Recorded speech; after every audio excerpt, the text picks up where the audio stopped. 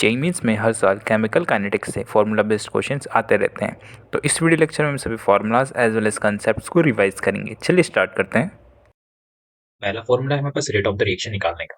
तो पहला फॉर्मूला यहाँ पे उस रिएक्शन से बनता है जो कि आप लोग को यहाँ पे गिवन है। तो यहाँ पे रेट ऑफ द रिएक्शन हमारे पास क्या कहलाएगी, 1/a/dt। और यहाँ पे कंसंट्रेशन डिक्रीज हो रही है एक ही, तो यहाँ पे ये क्या हो जाएगा, माइनस का da/dt इज नेगेटिव। तो रेट ऑफ द रिएक्शन को पॉजिटिव बनाने के लिए यहाँ पे क्या आएगा, एक और माइनस का साइन आएगा। ठीक है, तो यहाँ पे बी की कंसंट्रेशन भी क्या करेगी, डिक्रीज करेगी, तो क्या करेगी dv/dt माइनस का 1/b जो कि स्टोइकोमेट्री रहेगा उस रिएक्शन का। तो यहाँ पे 1/c dc/dt, क्योंकि ये क्या है हमारे पास कंसंट्रेशन इसकी इंक्रीज हो रही है, तो ये ऑलरेडी पॉजिटिव है, तो यहाँ पे ऑलरेडी पॉजिटिव साइन लगा रहेगा। और उसकी concentration that is 1/c। Similar तरीके से 1/d कैपिटल डी बाय, ठीक है, स्मॉल डी। ठीक, चलिए मान लेते हैं हमारे पास यहाँ पे, अगर आप लोगों को कई बार क्या होता है कि rate of the reaction directly निकालने के लिए पूछा जाता है, ठीक है, आप लोग निकालिए, पर आपको कुछ डाटा गिवन होती है, ठीक है, बट कई बार आप लोगों को ऐसा गिवन होता है कि रेट ऑफ अपीयरेंस या रेट ऑफ डिसअपीयरेंस आपको गिवन होता है, ठीक है। यानी कि रेट ऑफ अगर आपको डिसअपीयरेंस पता है, ठीक है, डिसअपीयरेंस अगर आपको गिवन है, यानी कि अगर आप लोगों को ऐसा, तो यानी कि आप लोगों को क्या पता, माइनस का डी/dt पता है, ठीक है। और अगर आपसे उससे आर पूछा जा रहा है, तो यानी कि आप लोग क्या करेंगे, वहां पे यहाँ पे क्या करना है आपको, सिर्फ 1/, यानी कि उसकी स्टोइकोमेट्री से क्या कर देना है, डिवाइड कर देना है। तो आपको क्या मिल जाएगा, डायरेक्टली आर मिल जाएगा। ठीक है, तो इस तरीके से आप लोग रेट ऑफ डिसअपीयरेंस या रेट ऑफ अपीयरेंस की मदद से क्या निकाल सकते हो, रेट ऑफ द रिएक्शन निकाल सकते हो। ठीक है, तो कुछ इस पे बेस्ड क्वेश्चंस देखते हैं।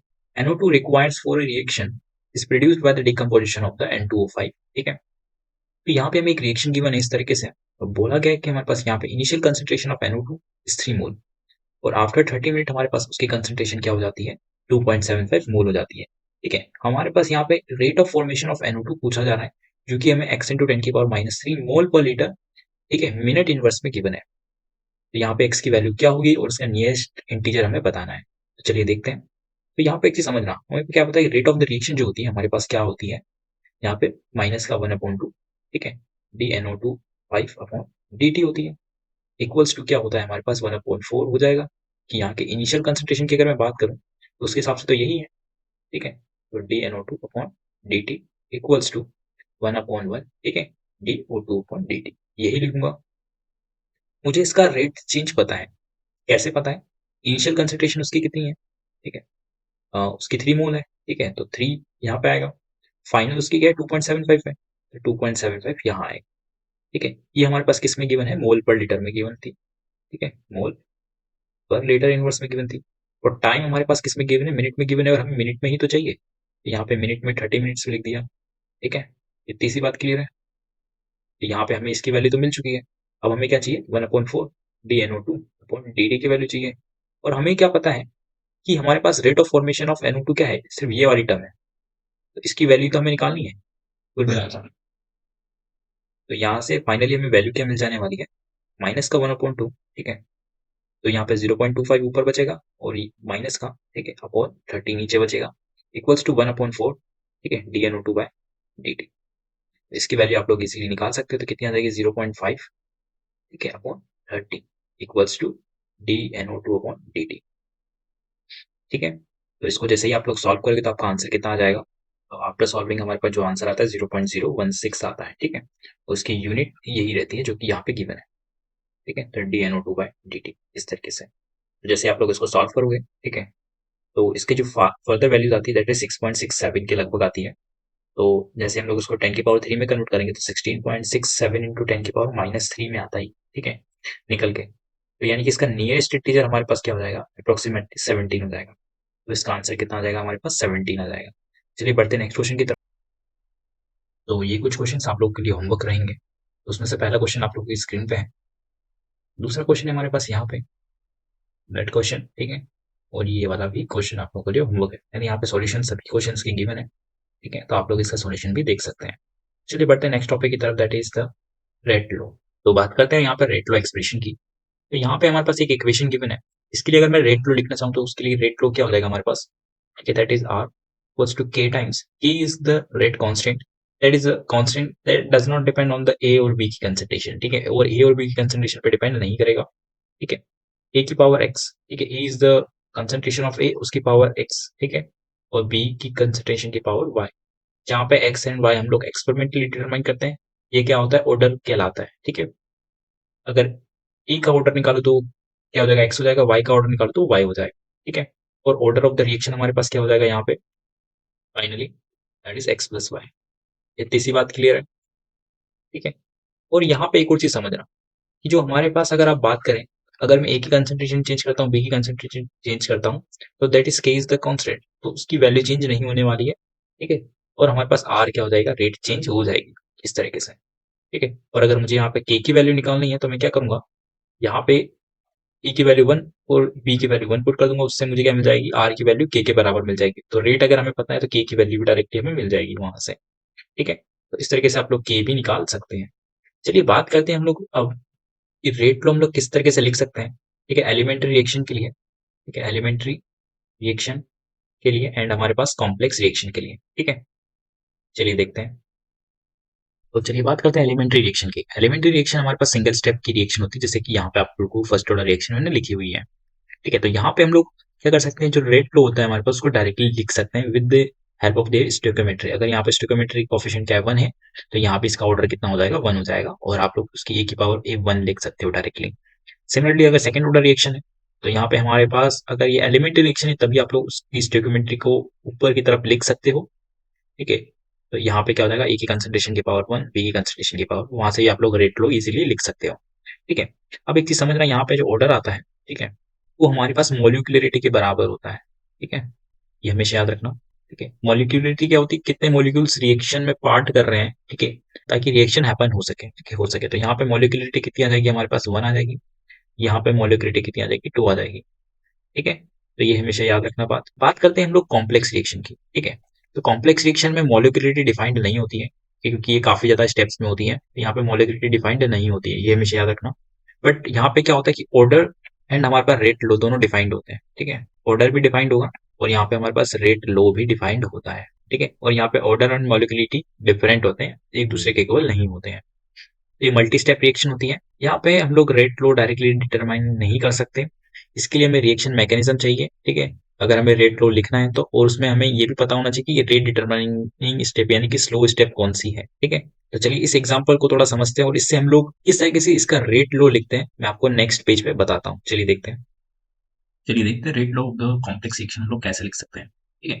तो यहाँ पे स्टेप 1 एंड स्टेप 2, हम लोगों को सबसे पहले क्या लिखना पड़ेगा, इन दोनों की रेट लिखना पड़ेगा, और रेट किस पे डिपेंड करेगी, आरडी स्टेप पे यानी कि स्लो स्टेप पे डिपेंड करती है। तो चलिए सबसे पहले स्टेप 1 का क्या लिखते हैं, रेट लिखते हैं, ठीक है। स्टेप 1 का रेट हमारे पास कैसे लिखा जाएगा, एक चीज समझना।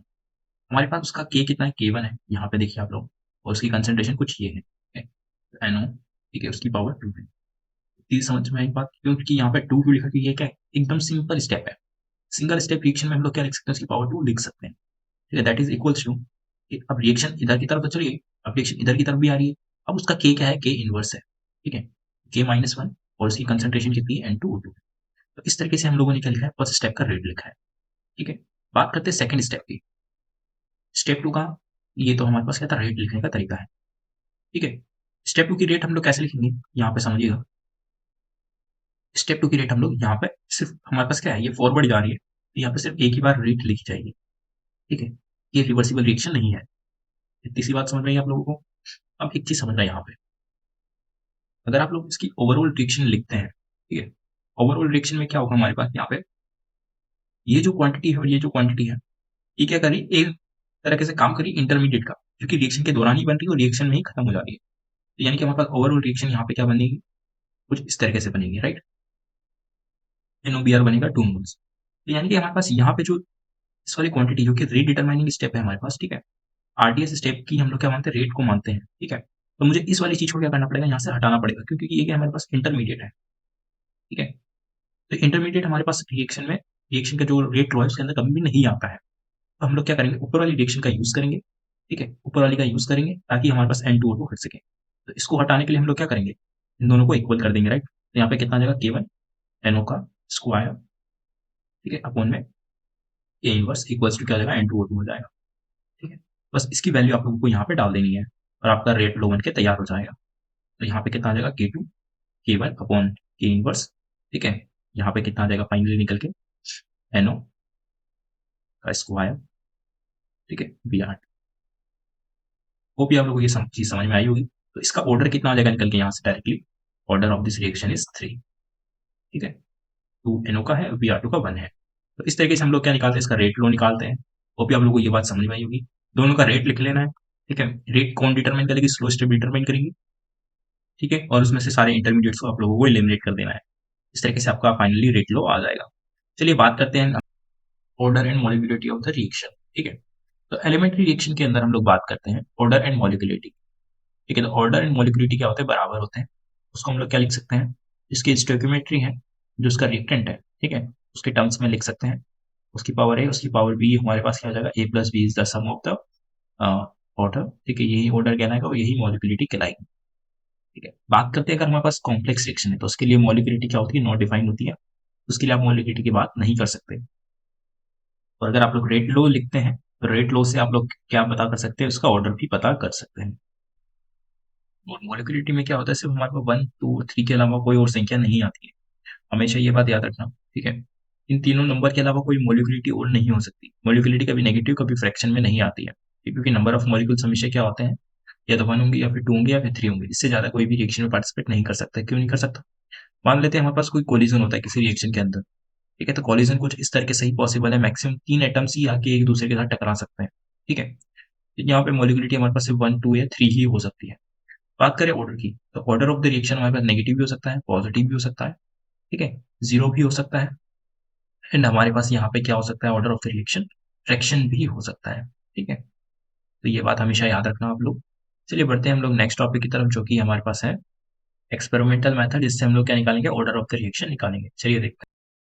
तो यहाँ पे हमारे पास experimental methods of determining of the order of the reaction है, ठीक है। 5 मेथड्स हैं। पहला है इनिशियल रेट मेथड, ठीक है। दूसरा है ऑसवाल्ड मेथड, थर्ड है हाफ लाइफ मेथड, फोर्थ है हमारे पास इंटीग्रेटेड रेट लो मेथड, ठीक है। फिफ्थ है हमारे पास ग्राफिकल मेथड। चलिए एक एक करके सारे मेथड्स देखने वाले, चलिए स्टार्ट करते हैं। पहला मेथड है हमारे पास इनिशियल रेट लो मेथड। तो यहाँ पे हमारे पास एक क्वेश्चन है जहाँ पे पूछा जा रहा है कि ऑर्डर ऑफ द रिएक्शन क्या होगा विद रेस्पेक्ट टू एनओ। सिर्फ हमें एनओ का ही क्या निकालना है, ऑर्डर निकालना है, ओवरऑल रिएक्शन का ऑर्डर नहीं पूछा है। तो इस रिएक्शन के लिए सबसे पहले रेट लो लिखते हैं। तो रेट लो हमारे पास क्या हो जाएगा, ए टाइम्स ऑफ, ठीक है, एनओ की पावर एक्स, और यहाँ पे कितना हो जाएगा, एच टू की पावर वाई, ठीक है। मैंने यहाँ पे एक्स एंड वाई क्यों लिया, क्योंकि हमें यहाँ पे स्पेसिफिकली मेंशन नहीं है कि कॉम्प्लेक्स रिएक्शन है, कि हमारे पास क्या है, सिंगल स्टेप रिएक्शन है, यानी कि एलिमेंट्री रिएक्शन है, कुछ भी नहीं गिवन। तो हमें एक्स एंड वाई मान के ही चलना पड़ेगा। और हमें किस पे डिपेंडेंसी देखना पड़ेगा, हमारे पास यहाँ पे एक्स की वैल्यू निकालनी है हम लोग को, ठीक है, ठीक है। तो उसकी रेट से हम लोग क्या निकालेंगे, इसका वैल्यू निकालेंगे। तो यहाँ पे एक चीज समझ रहा हूँ, हमें यहाँ पे एक्स की वैल्यू चाहिए तो मुझे इस चीज को क्या मानना पड़ेगा, कांस्टेंट मानना पड़ेगा। तो कांस्टेंट हमारे पास ये चीज देखिए, इस डाटा में हमारे पास H2 क्या है, कांस्टेंट है। अगर मैं बात करूँ यहाँ पे कि यहाँ पे मैंने क्या किया है, एक्चुअल में NO की कंसंट्रेशन को 3 टाइम्स किया है, ठीक है। तो यहाँ पे हमारे पास रेट पे क्या असर पड़ा है, यहाँ पे आप देखेंगे तो ये क्या लिखा हुआ है, 7.7, ठीक है, इंटू 10⁻⁸ लिखा हुआ है। और नीचे क्या लिखा है, 2.1 इंटू 10⁻⁸ लिखा हुआ है। तो यहाँ पे रेट भी क्या हो चुकी है, 3 टाइम्स हो चुकी है, ठीक है। तो ऐसा कभी पॉसिबल है जब हमारे पास एक्स की वैल्यू क्या आ रही हो, 1 आ रही हो, ठीक है। अगर हम लोग रेट को 3 टाइम्स करते हैं, ठीक है, कंसंट्रेशन को एनओ की 3 टाइम्स करते हैं, तो अगर रेट भी 3 टाइम्स हो जाती है, इसका मतलब ऑर्डर क्या है, 1 है, ठीक है। इतनी सी बात समझ में आई। तो यहाँ पे एनओ का ऑर्डर कितना आएगा, 1 आएगा, ठीक है, के अंदर, ठीक है।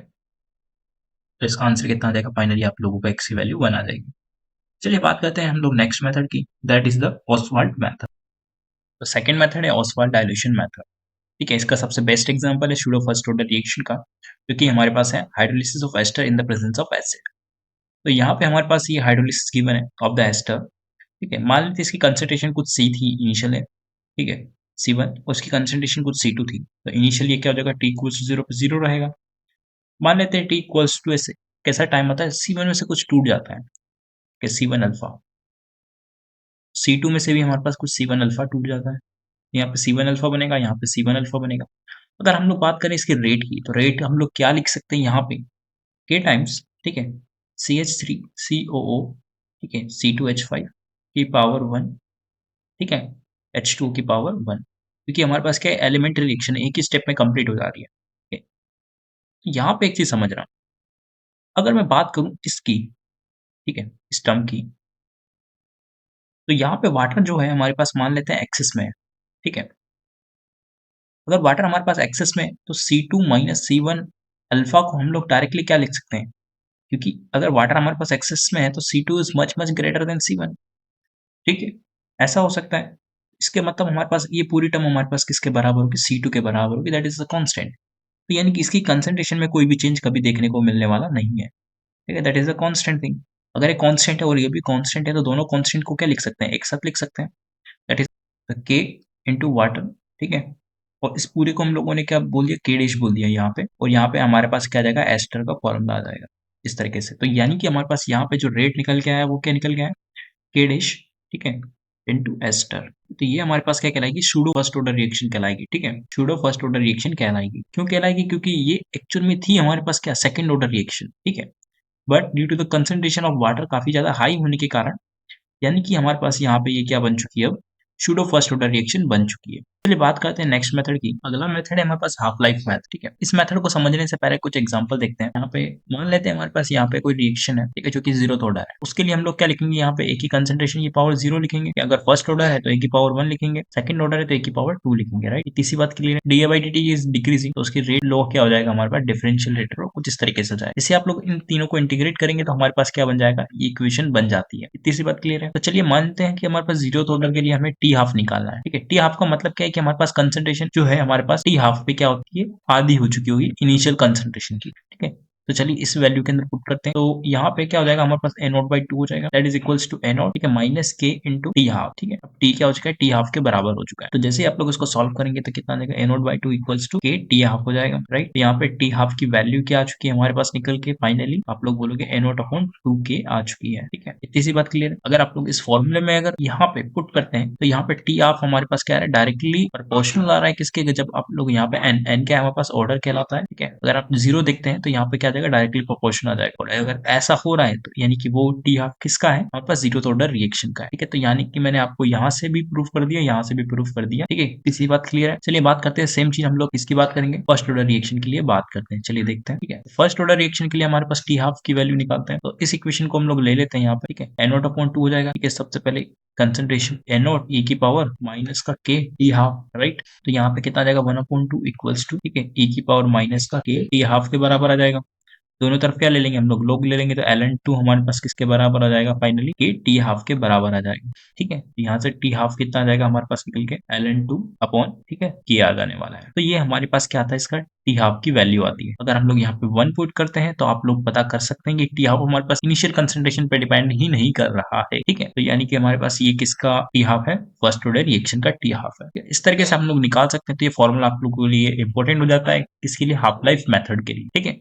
अगर आप लोगों को टी हाफ की वैल्यू गिवन है, जैसे कि मान लीजिए टी हाफ की वैल्यू आपको लोगों को बाद में पता चलती है, ठीक है, n0 स्क्वायर की इस तरीके से पता चलती है, ठीक है। जैसे आप लोग यहाँ पे कंपैरिजन करेंगे, ठीक है, तो यहाँ पे कंपैरिजन से कितना आ जाएगा, n-1 हमारे पास 2 के बराबर आ रहा है, n की वैल्यू कितनी आ जाएगी, 3 आ जाएगी, तो यानी कि थर्ड ऑर्डर रिएक्शन हो जाएगी, ठीक है। तो यहाँ से ऑर्डर डायरेक्टली आप लोग पता कर सकते हो इसकी मदद से। वो भी आप लोगों को ये चीज समझ में आई होगी। इस क्वेश्चन को आप लोग एक बार खुद से ट्राई कीजिए। तो नेक्स्ट मेथड है हमारे पास इंटीग्रेटेड रेट लो मेथड। चलिए बात करते हैं हम इंटीग्रेटेड रेट लो मेथड की, ठीक है। तो सबसे पहले आप लोगों को यहाँ पे इसके नाम से पता चल रहा है कि इसमें क्या निकालना पड़ेगा, इंटीग्रेटेड रेट लो निकालना पड़ेगा। इसलिए हमें क्वेश्चन के अंदर कोई भी एक रेट लो गिवन हो सकता है, ठीक है। तो जनरली ये मेथड हम लोग सिर्फ फर्स्ट ऑर्डर, सेकंड ऑर्डर और जीरोथ ऑर्डर के लिए ही लगाते हैं, ठीक है। तो सबसे पहले हम लोग क्या निकालेंगे, यहाँ पे इंटीग्रेटेड रेट लो निकालेंगे। चलिए निकाल लिया हम लोगों ने इंटीग्रेटेड रेट लो। इसमें से कोई एक हमारे पास आया होगा। तो सबसे पहले हम लोग चेक करेंगे कि हमारे पास यहाँ पे अगर ए वर्सेज अगर टाइम का ग्राफ हम लोग ड्रॉ करते हैं, अगर वो हमारे पास लीनियर आ जाता है विद द नेगेटिव स्लोप, तो हमारे पास क्या हो जाएगा, जीरोथ ऑर्डर हो जाएगा। अगर नहीं आता है तो फिर हम लोग क्या करेंगे, ln a वर्सेस टाइम का ग्राफ ड्रॉ करेंगे। अगर वो लीनियर आ जाता है तो हम लोग क्या बोलेंगे कि वो क्या ऑर्डर है। अगर वो भी लीनियर नहीं आता है, ठीक है, अगर वो भी लीनियर नहीं आता है तो हम लोग 1/a वर्सेस टाइम का ग्राफ ड्रॉ करेंगे, ठीक है। अगर वो लीनियर आ जाता है हमारे पास विद द पॉजिटिव स्लोप, तो हम लोग क्या बोलेंगे, सेकंड ऑर्डर है। अगर वो हमारे पास लीनियर नहीं आता, ठीक है, तो इसका मतलब वो हमारे पास इस केस से सॉल्व नहीं हो सकता। चलिए बात करते हैं नेक्स्ट मेथड की। नेक्स्ट मेथड है हमारे पास ग्राफिकल मेथड। तो यहाँ पे हमारे पास 6 ग्राफ्स गिवन है, तो इनसे हम लोग ऑर्डर कैसे निकालते हैं, चलिए समझते हैं। तो सबसे पहले आप लोगों को फोकस करना है इस वाली टर्म्स पे। यहाँ पे हमारे पास dx/dt जो कि हमारे पास रेट कहलाती है, दैट इज कांस्टेंट, ठीक है। तो यहाँ पे कुछ k मान लेते हैं, यानी कि यहाँ पे कंसंट्रेशन की पावर अगर 0 रहेगी तो अभी तो ये चीज कांस्टेंट आई हो, तो यानी कि यहाँ पे ऑर्डर कितना हो जाएगा, जीरो ऑर्डर हो जाएगा इस तरीके से, ठीक है। सिमिलर तरीके से अगर मैं यहाँ पे बात करूँ, dx/dt हमारे पास यहाँ पे डायरेक्टली प्रोपोर्शनल रखा है, ठीक है। तो यानी कि हम लोग यहाँ पे डायरेक्टली क्या बोल सकते हैं, k a की पावर 0 बोल सकते सकते 1 बोल सकते हैं, सॉरी, ठीक है। तो यानी कि हमारे पास यहाँ पे क्या आ जाएगा, ग्राफ क्या आ जाएगा, लीनियर आ जाएगा, ठीक है। यहाँ पे हमारे पास कुछ कर्वेचर आएगा, पैराबोलिक। तो यानी कि हमारे पास यहाँ पे dx/dt हमारे पास जो आने वाला है that is k a0 square,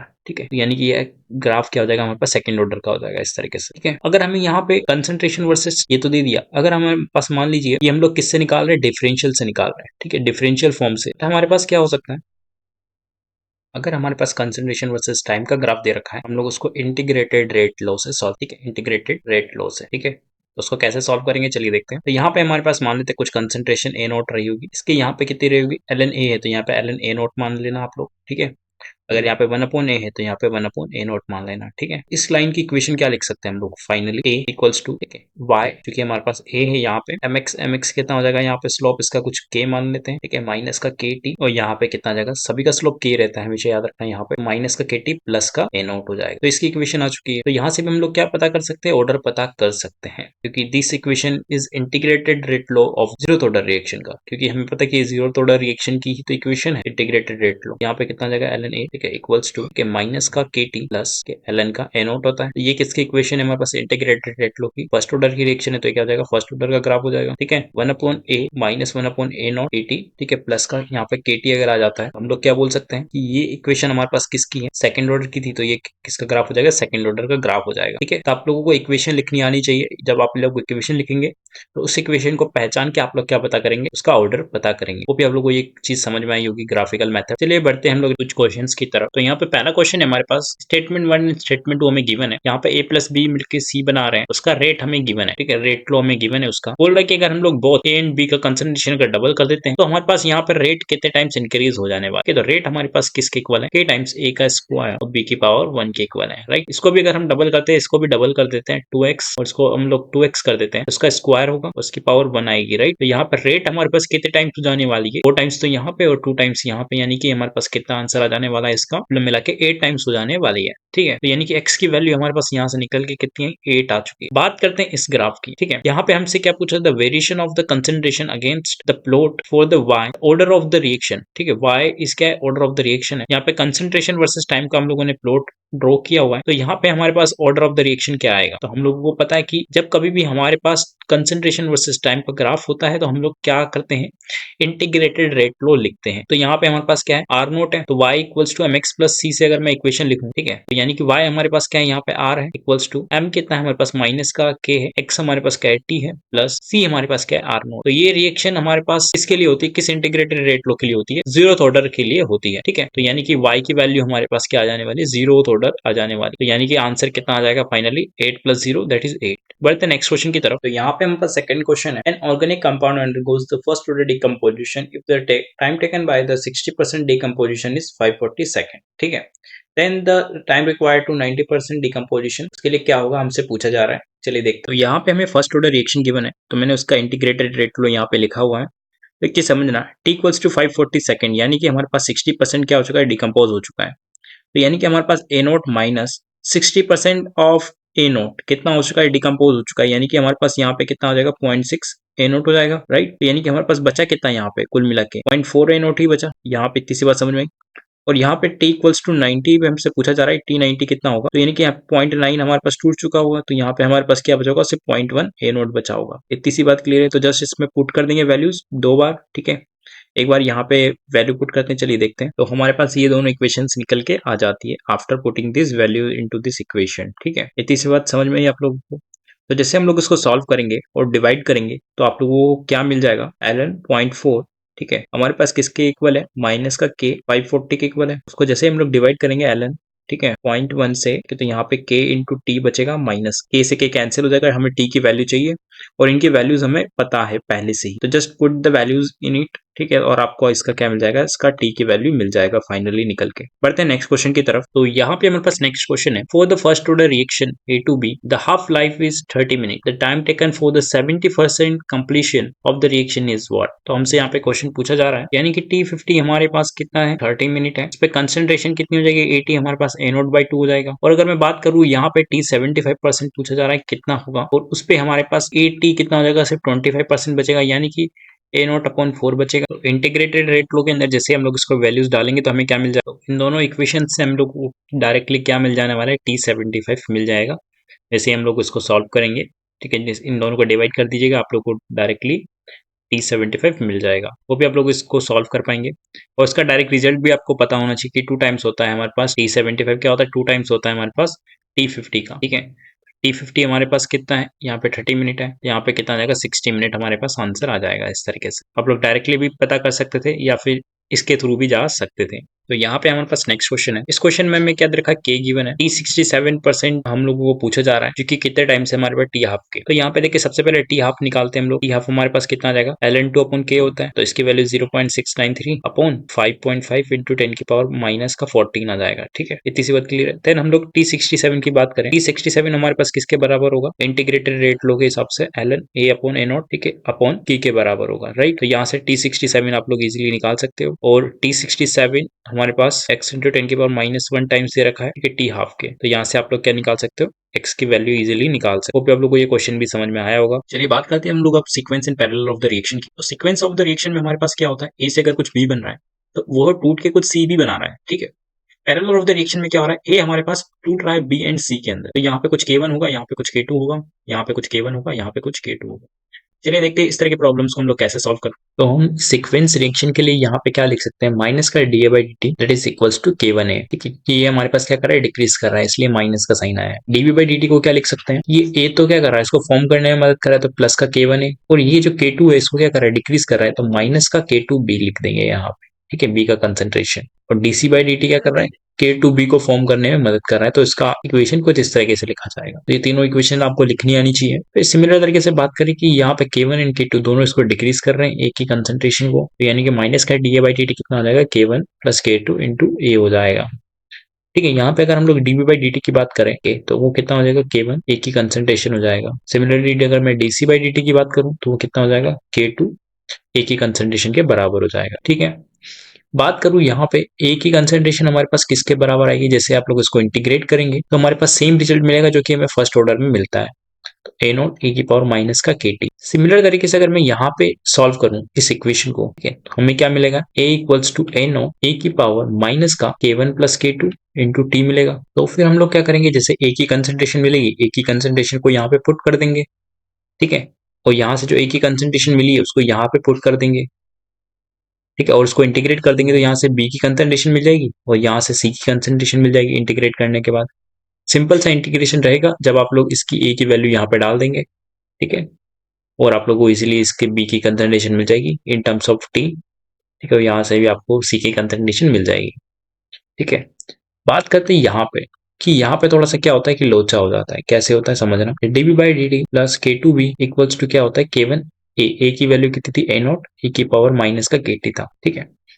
यहाँ पे एक स्पेशल इक्वेशन बनती है, ठीक है, जहां पे आप लोगों को इंटीग्रेटिंग फैक्टर निकालना पड़ता है। इंटीग्रेटिंग फैक्टर से आप लोगों को यहाँ पे इंटीग्रेट करना पड़ेगा और उससे आप लोगों को क्या करना पड़ेगा, यहाँ से बी की कंसेंट्रेशन निकालनी पड़ेगी। जैसे आपको बी की कंसेंट्रेशन मिल जाएगी तो यहाँ पे वैल्यू पुट कर देना, आपको यहाँ पे सी की कंसेंट्रेशन भी मिल जाएगी। इस तरीके से क्वेश्चन रहते हैं हमारे पास, ठीक है। चलिए बात करते हैं हम लोग अब नेक्स्ट टॉपिक की। अब हम लोग बात करने वाले सारे के सारे इंपॉर्टेंट टॉपिक्स की इस चैप्टर के, ठीक है।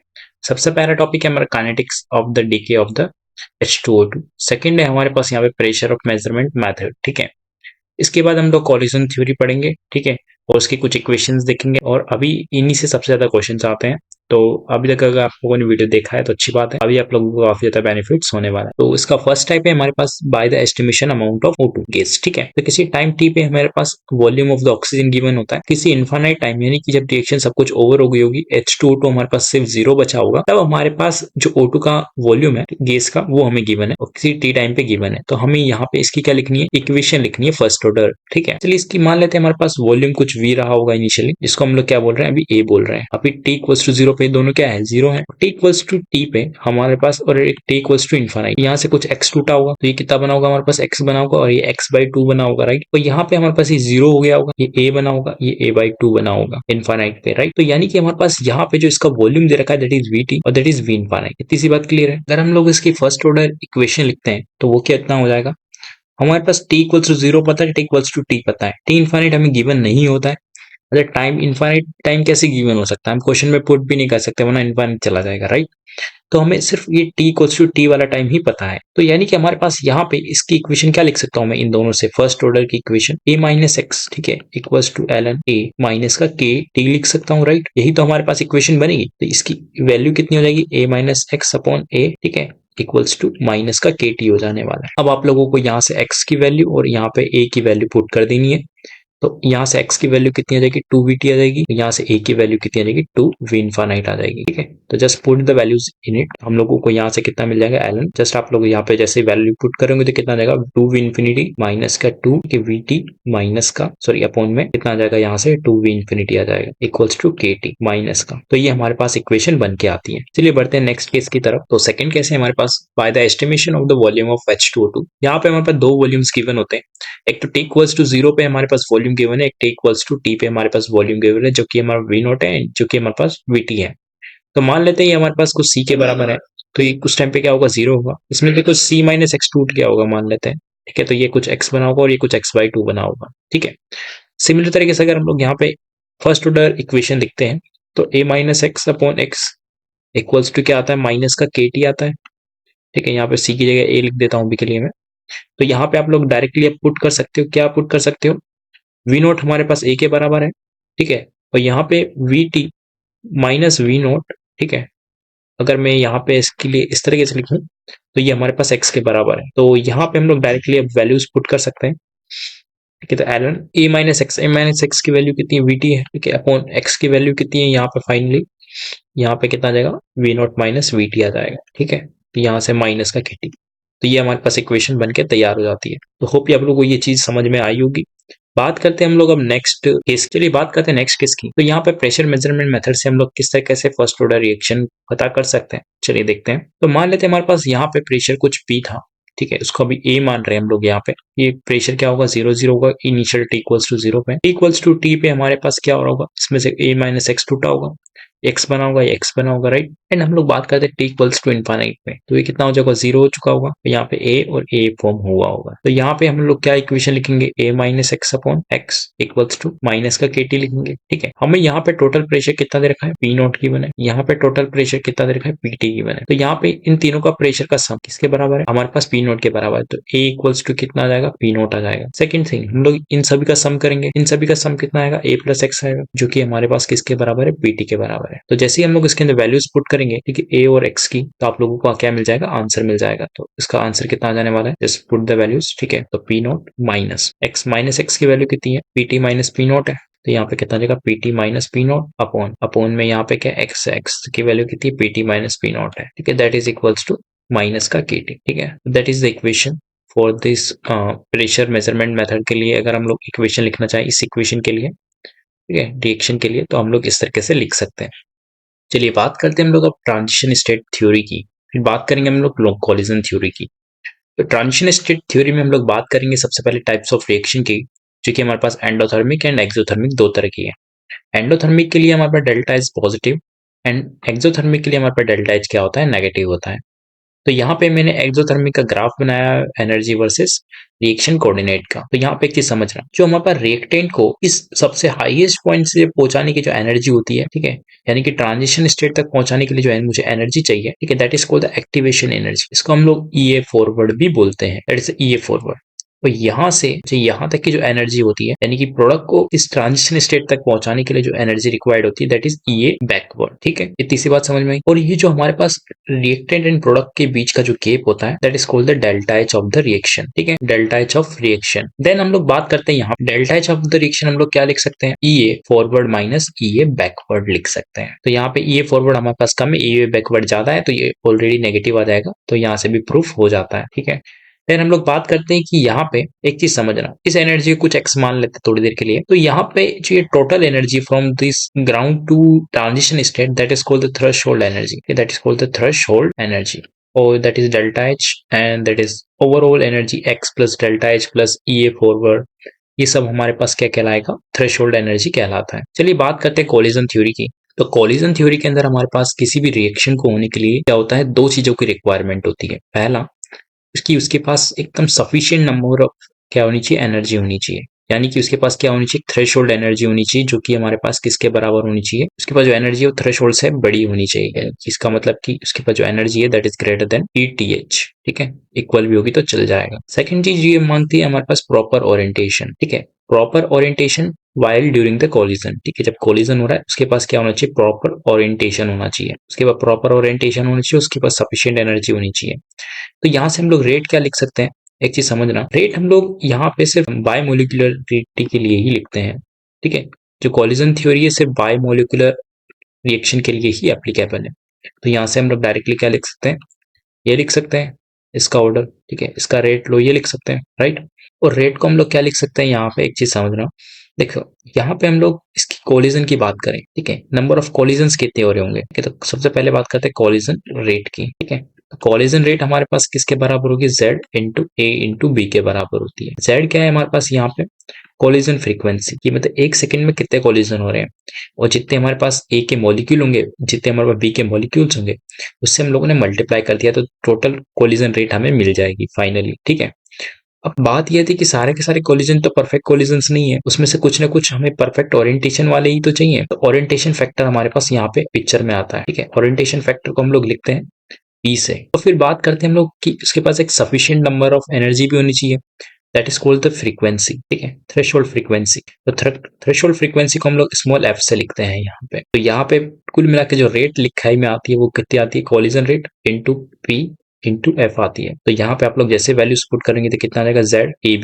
ठीक है, इंटू P इंटू F। ठीक है, इतनी सी बात समझ में आई आप लोगों को। तो जब आप लोग इन दोनों इक्वेशंस को कंपेयर करेंगे, ठीक है, तो आप लोगों को यहाँ से K की वैल्यू क्या मिल जाएगी, ZPF मिल जाने वाली है। चलिए देखते हैं नेक्स्ट पेज पे। तो यहाँ पे हमारे पास दो रेट लॉ आ चुके हैं, एक तो हमारे पास बायोमोलिकुलर रिएक्शन से आया, कोलिजन थ्योरी से आया।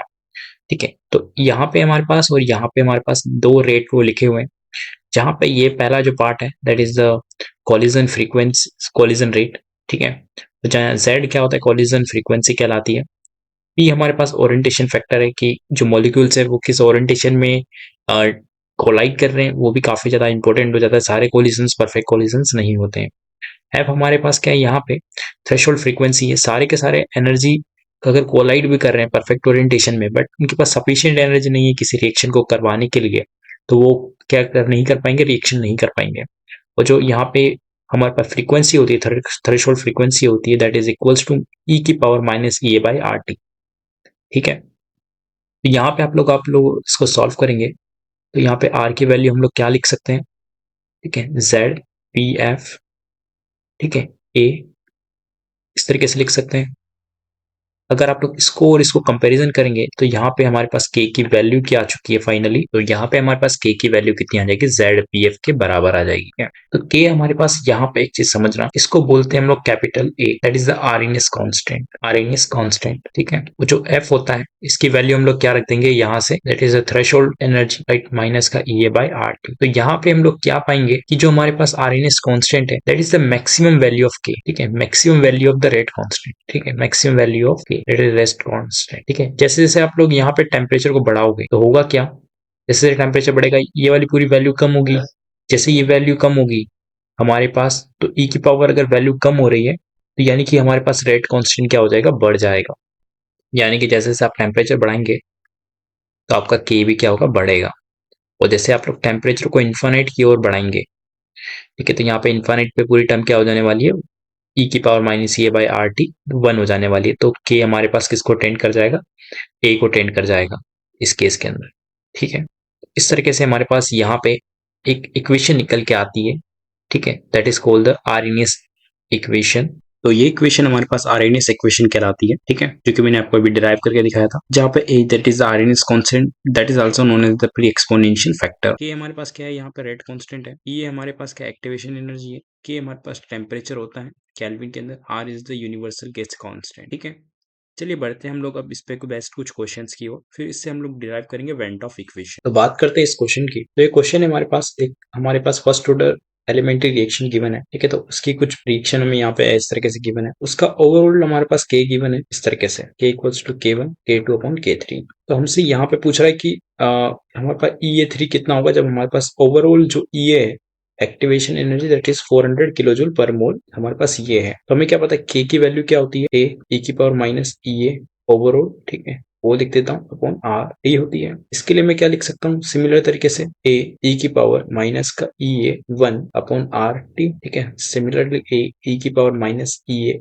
2 अपॉन आर टी लिख सकते हैं। नीचे भी क्या जाएगा ए ई की पावर माइनस ई ए 3 अपॉन आर टी। जिससे आप लोग सॉल्व करेंगे तो ए और ए कैंसिल हो जाने वाले हैं, और जब जैसे ही आप लोग इसको इधर मल्टीप्लाई करेंगे तो कितना आ जाएगा ई की पावर माइनस ई ए 0 यानी कि ओवरऑल एनर्जी, ठीक है, प्लस ई ए 3 अपॉन आर टी हो जाने वाला है। इधर हमारे पास किसके बराबर हो जाएगा ई की पावर माइनस का ई ए 1 प्लस ई ए 2, ठीक है, अपॉन आर टी के बराबर हो जाएगा। जैसे हम लोग कंपेरिजन करेंगे तो यहाँ पे ई ए ओवरऑल हमारे पास किसके बराबर आ जाएगा ई ए 1 प्लस ई ए 2, ठीक है, माइनस का ई ए 3 के बराबर आ जाएगा। तो जैसे ही आप लोग इसके अंदर वैल्यूज पुट करेंगे तो आप लोगों को क्या मिल जाएगा ई ए 3 की वैल्यूज मिल जाएगी। इस तरह से इस क्वेश्चन को सॉल्व करना था। बात करते हैं नेक्स्ट क्वेश्चन की। नेक्स्ट क्वेश्चन करने से पहले आपको एक कंसेप्ट बताना जरूरी है, जो कि एलन के वर्सेस 1 अपॉन टी का ग्राफ काफी ज्यादा इंपोर्टेंट हो जाता है। तो हमें क्या पता है के इक्वल्स टू हमारे पास क्या होता है ए ई की पावर माइनस ई अपॉन आर टी होता है। जब मुझे एलन के चाहिए तो मैं क्या करूंगा दोनों तरफ लॉग ले लूंगा। यहाँ पे कितना जाएगा एलन ए, ठीक है, माइनस का ई अपॉन आर टी, ठीक है, आर 1 अपॉन टी, इस तरीके से हो जाएगा, राइट। तो ये हमारे पास क्या आ चुका है। अब यहाँ पे ये वाली टर्म हमारे पास y की तरह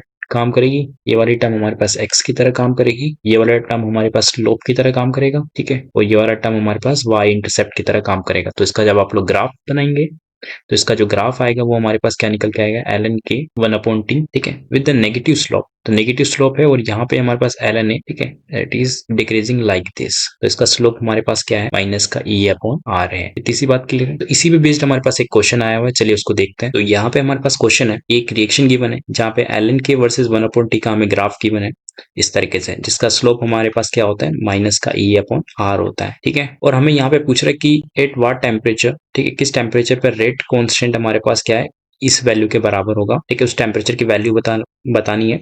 और एक और चीज देखिए कि 500 डिग्री सेल्सियस पे उसकी रेट कांस्टेंट की वैल्यू क्या है हमारे पास 10 की पावर माइनस 5 है, ठीक है। तो हम लोग सेम फॉर्मूला लगाएंगे एल एन के, ठीक है, इक्वल्स टू हमारे पास क्या होता है एल एन ए माइनस का ई अपॉन आर टी, ठीक है, 1 अपॉन टी ये होता है। तो यहाँ पे एल एन के की वैल्यू हम लोग निकाल सकते हैं बिल्कुल, ठीक है। तो एल एन इस वाली इक्वेशन के लिए मैं बात करूँ तो 10 की पावर माइनस 4, ठीक है, equals to L N A minus, ठीक है, ई अपॉन आर टी की वैल्यू हमारे पास क्या रहने वाली सेम रहने वाली है। तो उसकी वैल्यू कितनी आ जाएगी 10 की पावर यहाँ पे कितनी आ जाएगी 4 आ जाएगी, और यहाँ पे 1 अपॉन टी टेम्परेचर हमें निकालना है इसके लिए। सिमिलरली बात करते हैं यहाँ पे एल एन 10 की पावर माइनस 5, ठीक है, equals to L N A minus 10 की पावर 4 1 अपॉन 500। तो दोनों इक्वेशंस को आप लोग क्या कर देंगे सब्ट्रैक्ट कर देंगे। तो जैसे आप लोग इन दोनों को सब्ट्रैक्ट करेंगे तो -4 और -5 कितना हो जाएगा 5 minus 4 that is 1 equals to, ठीक है, इन दोनों को सब्ट्रैक्ट करने के बाद ये वाली भी टर्म सब्ट्रैक्ट हो जाएगी। एंड यहाँ पे कितना जाएगा 10 की पावर प्लस का 4 1 अपॉन टी माइनस 1 अपॉन 500। तो यहाँ पे हमारे पास कुल मिला के आंसर कितना जाएगा 10 की power 4 equals to 1 upon 500 minus का 1 अपॉन टी। तो यहाँ से आप लोग क्या निकाल सकते हैं टी की वैल्यू निकाल सकते हैं। तो यहाँ पे जो टी की वैल्यू निकल के आती है दैट इज द 526 केल्विन। इतनी सी बात क्लियर है। तो इसका आंसर हो जाएगा। बात करते हैं हम लोग बेंटॉप इक्वेशन, ठीक है।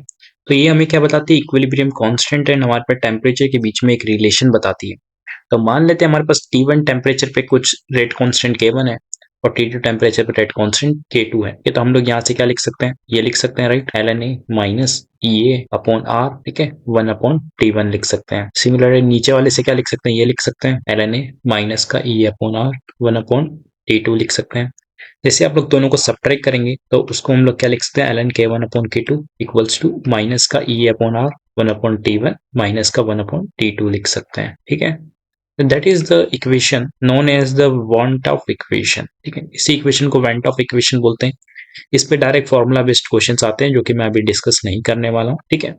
इसके बाद हम लोग नेक्स्ट टॉपिक पढ़ते हैं that is the effect of the catalyst on the reaction. चलिए देखते हैं। तो बात करते हैं हम लोग यहाँ पे कैटलिस्ट, ठीक है। तो कैटलिस्ट हमारे पे जब वर्ड यूज कर रहा हूँ that is the positive catalyst, और हम लोग इनहिबिटर की बात कर रहे हैं तो that is the negative catalyst, ठीक है। तो ये क्या करता है हमारे पास रेट को क्या कर देता है इंक्रीज कर देता है रिएक्शन की, जबकि इनहिबिटर क्या करेगा रेट ऑफ द रिएक्शन को क्या करेगा डिक्रीज करेगा, ठीक है। और ये क्या होता है कंज्यूम नहीं होता है ड्यूरिंग द रिएक्शन, ठीक है। तो ये क्या करता है सबसे पहले तो एक्टिवेशन एनर्जी को लो कर देता है और still make the same product में कोई चेंज नहीं देखने को मिलता है, ठीक है।